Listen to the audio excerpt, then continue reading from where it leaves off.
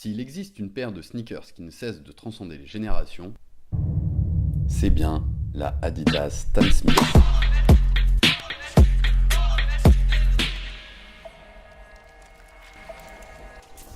« 1964.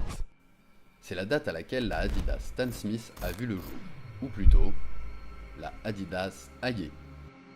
Alors que Adidas devenait une référence en équipement de football, grâce au savoir-faire de son fondateur Adolf Dassler, son fils Horst comprit très vite que les athlètes et leur notoriété pouvaient faire office de vitrine pour leur marque. Sport en plein essor dans les années 60, il sentit le potentiel économique du tennis. En engageant le triple champion de France Robert Aye afin de réaliser une paire de chaussures spécialement conçues pour la discipline. Élégante et performante grâce à son empeigne en cuir perforé et sa protection au talon d'Achille, Robert Aye incarna sa paire jusqu'en 1971.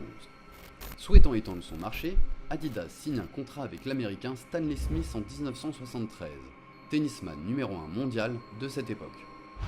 À l'image bien plus marketing que Robert Aye, c'est en 1978 que la Adidas Aye devient officiellement la Adidas Stan Smith. Robert Aye aura tout de même su mettre en avant le savoir-faire français. Les Stan Smith seront produites à Dietwiller en Alsace jusqu'au milieu des années 80. En 2011, la marque aux trois bandes décide d'arrêter la production du modèle, ce qui s'avérait être un coup marketing, pour être finalement relancé en 2014.